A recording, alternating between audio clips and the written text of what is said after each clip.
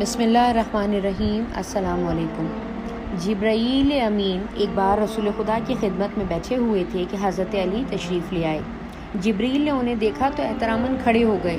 رسول خدا حضرت محمد مصطفیٰ صلی اللہ علیہ وسلم نے دریافت فرمایا کہ اس جوان کے لیے کیوں کھڑے ہوئے ہو؟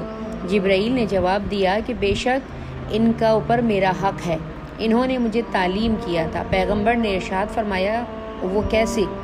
جبرائیل نے عرض کی کہ جب خدا نے مجھے تخلیق کیا تو مجھ سے سوال کیا کہ تو کون ہے اور تیرا نام کیا ہے؟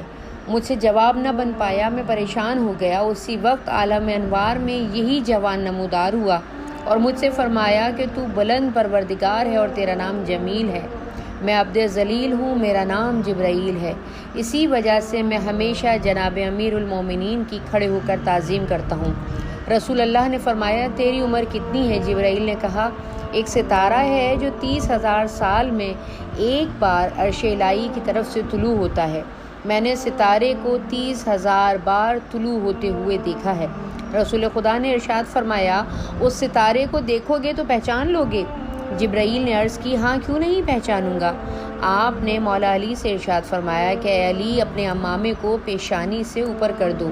جو ہی امیر المومنین نے اپنے امامے کو اوپر کیا، جبرائیل نے پیشانی پر اسی ستارے کا نور دیکھا۔